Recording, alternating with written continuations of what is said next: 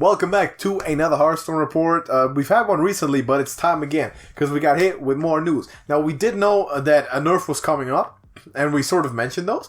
They are live now. Yes. If you want to know the exact specifics of it, check the most recent Hearthstone Report that we talk about it. When it was revealed, we talked about the cards that were being hit and the effects that it will have. So if you want more about that, check the latest report. This one's about news that are coming up. So, JJ. Well, guess who's gonna awaken? Galakrond. Exactly. New solo adventure coming soon. To be specific, the first chapter comes out January 21st. Blah, blah, blah, blah. Story. What's the story, JJ? Tell me the story. Well, there is gonna be 4 chapters in 2 separate stories, 2 separate viewpoints. One is from the League of Evil. The other one's from the League of Explorers. And, That's the good ones. Yes. And I guess it would have been 2 on the nose to call them the League of Good. And as opposed to all of the dungeon runs and that kind of stuff that we've been getting lately, this is more like our old school stuff, like Nax, Blackrock Mountain, League of Explorers. Oh, that's fitting. And what we'll get is just set bosses in a set order that we have to defeat. And for the normal mode, we'll actually be getting decks for each encounter. And then on Heroic, we'll have to build our own decks like we had to back in the day. That is interesting. So that's very interesting. I thought so as well. Yeah, it is. And then for finishing either story in Heroic, you get the respective card back. Guess which belongs to which. That seems spelled. They look pretty good. I know, right? They seem I kind of really cool. like the Explorers one. Yeah, I don't hate it, man. It's pretty nice. And Nice and gold and green and stuff. as per usual, that will roll out on a weekly basis. This time, as I said, there's 4 chapters per week. Yeah. We'll play them, by the way. We'll play them on the channel. The first Evil chapter will be free, and then you can purchase the first Good chapter for 700, and then the remaining chapters you basically buy both together for 700. Okay. That is gold. So that's at least something. So you effectively you're paying 2,800 gold, independently of whether or not the first one is sort of free. Yeah. Fair enough. That's a reward. Individual chapters for $7 or 700 gold. Yeah.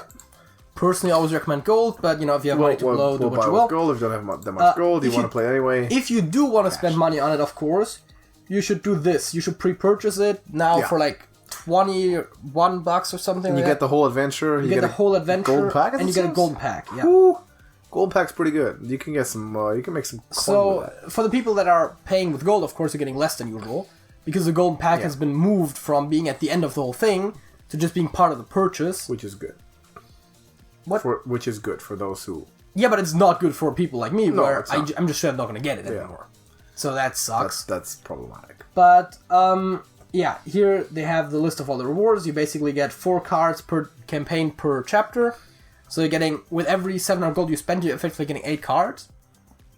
You get them instantly to your collection too? You get them once you finish the respective so it's like in Karazhan. It's like in Karazhan where you earn them. Karazhan. Yes, Karazhan. Fair enough, yeah. See, I named all the adventures except Karazhan. Yeah, makes sense. It works exactly like that. The only thing you get right away from when you purchase is the 3 bonus cards for purchasing the first chapter, which is basically just to compensate for the fact that you're spending as much as you would normally on 2 for just 1. I don't think it says specifically, but I reckon that for all the cards that have multiple copies, you're actually going to get 2 copies of them as well. Would make sense. Yeah. And we know 4 of those cards already. We know the first 4 cards. And I guess that's going to be the big thing to talk about. We'll jump into the card review section. Dark Prophecy. 3 mana priest spell. Discover a 2-cost minion, summon it, and give it plus 3 health. I guess the idea is combo priest? I don't see it, but... Seems like it. That's the idea.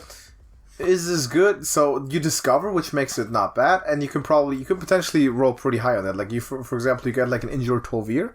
You don't get the battle cry, and you get a 2/9 with taunt. For 3 mana, which would be insanely broken, for example. That's of course the absolute high roll. I mean, I would reckon on average you get something with like 5 or 6 health. Yeah, you can get a Millhouse. And yeah, that's true. I mean, there's some high rolls for sure.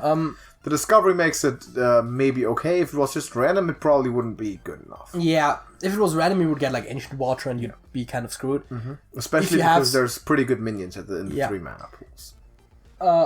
if you had silences, then it would work, but then it would kind of offset the extra health. So it's But expecting like you get like a just vanilla stats like Bloodfen Raptor, it's a 3/5, which for 3 mana is still good. Yeah, so Still overstated. maybe an idea for the combo priest. I don't really see it because there's probably better ways to have in control. Arena actually. I think it might be good in Arena. Oh yeah, I mean sure.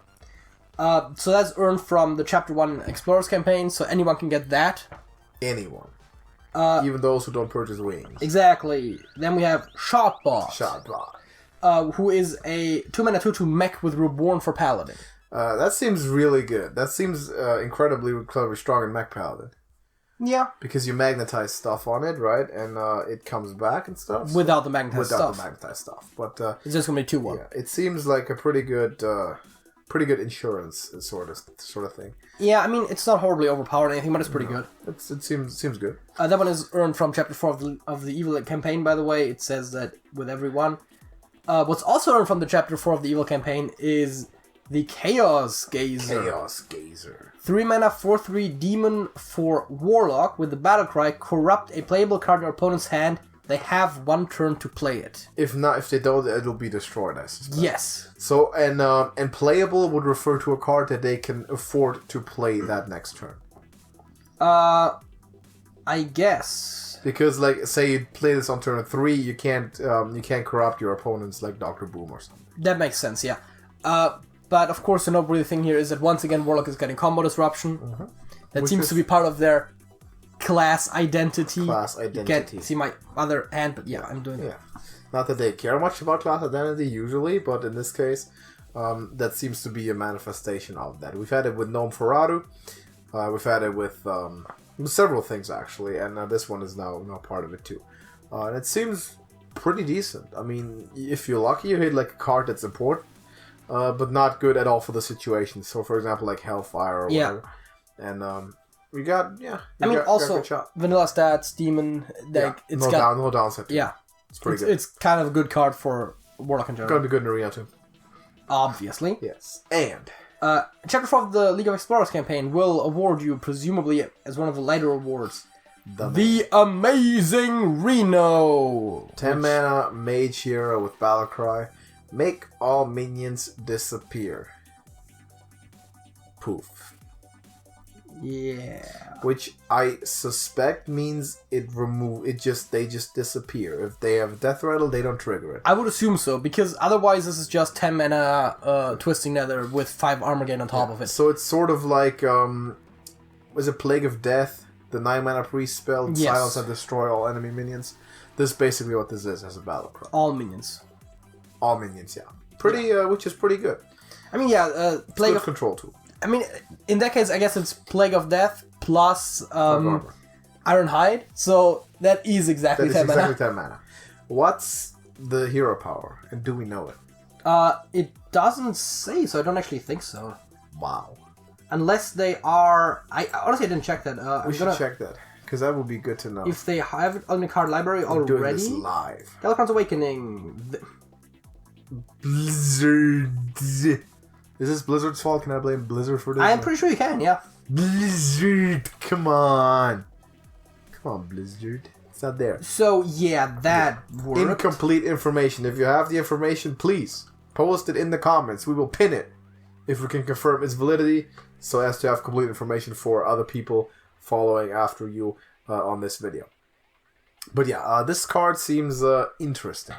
Yeah, so the chapter's release, as we said, weekly, starting January 21st. And one thing worth noting is that it said in the article somewhere that once you unlock the regular cards, you can craft the gold ones for dust if you want. I don't think anyone wants to, but... No, why would you? You know. But yeah, for those that have too much dust to throw around. Yeah, I can see that. There's a couple other things that we want to bring up quickly. One is, of course, as Alex already said, the Nerfs are live. The Nerfs are live. Disenchant all the cards that you don't need out of those. That you don't absolutely at the moment are playing. Exactly. Because you can always recraft. Worst case, you recraft. Cost. On top of that, we also quickly have one thing that I wanted to at least bring up. What we got? And that is Top Hearthstone Decks posted a quick article collecting some of the stuff that one of the game designers, Ixar, has said to people on the Blizzard forums and on Reddit and stuff like that. regarding philosophy of the nerfs and some other minor things.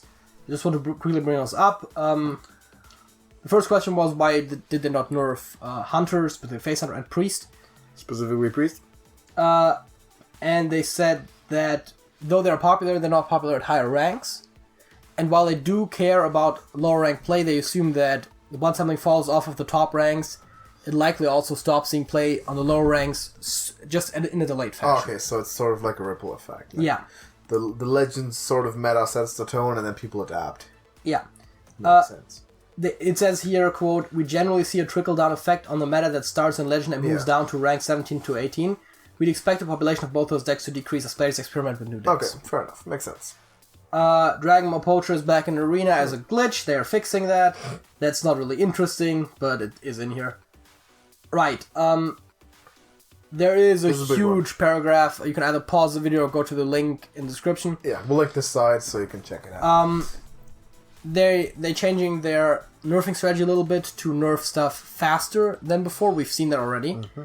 And We've already seen 2 nerfs in an expansion that's been out for a month. yeah, and the idea here was that they said that just because nerfs happen doesn't mean that players stop playing those decks necessarily. Yeah.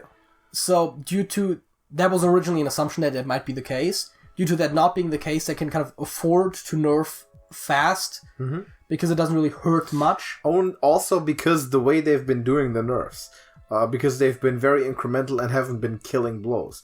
If they had pushed out a nerf like the Serenite Chain Gang Leeching Poison situation a couple of weeks after expansion, those decks were dead. So they couldn't be doing those types of just destructive nerfs, game-breaking nerfs on a regular basis. But the ones that they are doing are just small balance. They're shifting win percentages by oftentimes less than a single %. So those are more forgivable, so to speak. They're not going to be as groundbreaking. Yeah, so again, the exact details are in this paragraph that's currently on screen, so, you know. It's linked, you can check it out if you want to read through it for yourself. Right, they asked one thing about buffing cards, and they said that buffing cards generally has relatively little impact in their experience, although that seems untrue when we look at Rise of the Mech, but, you know. And that they think that they can more effectively control the meta with nerfs rather than buffs, which I personally don't fully agree with, but apparently it's easier for them, so we're probably not going to see a lot of buffs. Correct. Which, to be fair, kind of fixes the whole problem that people were complaining about with Rise of the Mech, where they were saying that they dusted cards that now are good, so that's also a little bit unfortunate. The fact that DoD seems to have a pretty high power level right now is apparently in big parts caused by the fact that a lot of Galakrond decks are being played. Yeah. Obviously.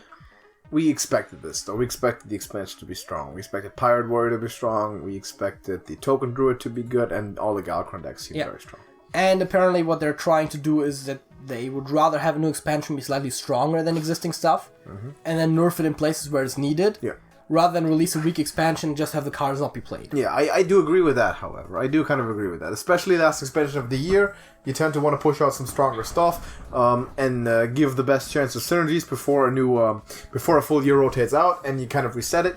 That's how it's been historically with Kobolds, for example. Not necessarily Monstergun's Rumble, but with Kobolds, and also with the Sin of Dragons, it's going that direction, sort of. Because those cards will also have the smallest or the shortest cycle of being in stand. It's unfortunate that they nerfed the best card from Monstergun's Rumble, indirectly.